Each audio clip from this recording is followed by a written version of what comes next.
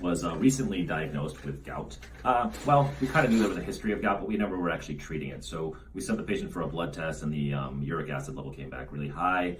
And so then he coordinated with his primary care physician to get him on anti-gout meds. And so he's been on it for 15 days so far. But if you read the fine print on these medications, they say they can cause a gouty flare, even though it's counterintuitive, right? We're taking it to prevent gouty flares, but nonetheless it still happens. So he is here again with a gouty flare-up, and I'm going to alleviate his pain by draining the gout.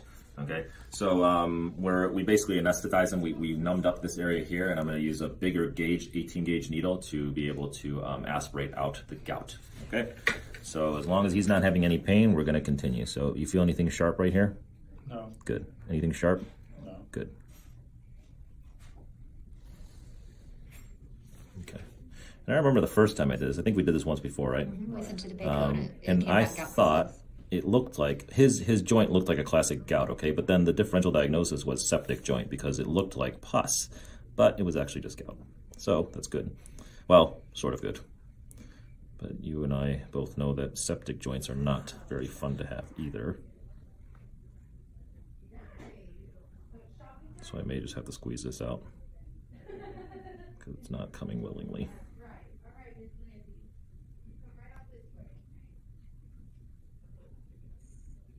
Not very willingly. So we got a little bit in there, as you can tell, but I'm just gonna have to squeeze out the rest. Okay. I think that happened last time too, right? Yeah, that's what happened last time. Yep. So again, we're just trying to limit the mess here.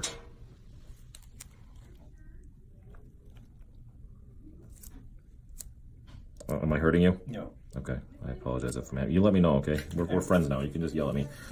Just yell at me. You took that oath, right? Do no harm.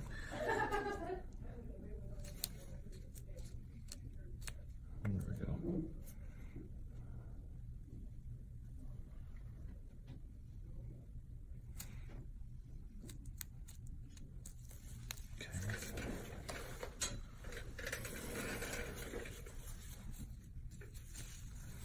Sometimes I make more than one hole, but I try to avoid it just because if I can make less punctures, that's better, right? Less nidus for infection. Although they're tiny holes.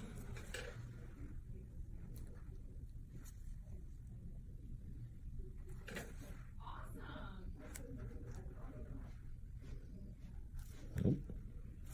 Nope. Nope.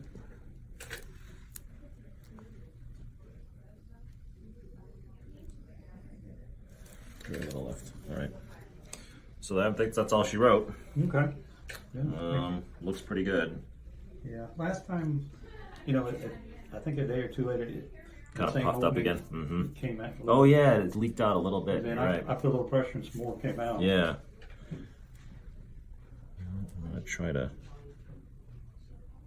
Is it hurting you? I mean, I'm pushing a lot of pressure, so I'm assuming I'm hurting you. It's not. It's not comfortable. It's not comfortable. It's not. I think it's just Okay. pressure on the bone. Yeah, I know. So I'm just gonna make one more hole, okay? Just for fun. Right here. Any pain? No. No, nothing sharp? No. Nothing sharp? No. Good.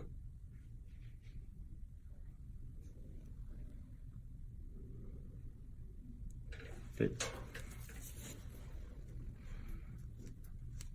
Nothing.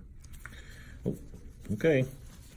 I think we are all done for now. If something oozes out, you know what to do. Right. But keep taking your anti-gout meds, your allopurinol, right? Is that what you're on additionally?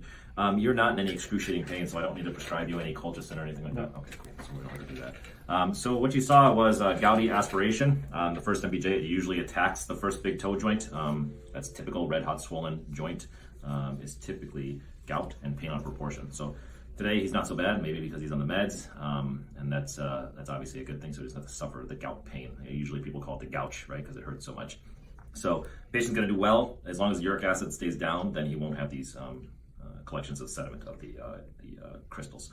So yeah, that's what you witnessed: aspiration of gout from first big toe joint, right foot. Good stuff. All right, guys, subscribe to our YouTube channel. Subscribe to our @HealthyFeetPodiatry on Instagram and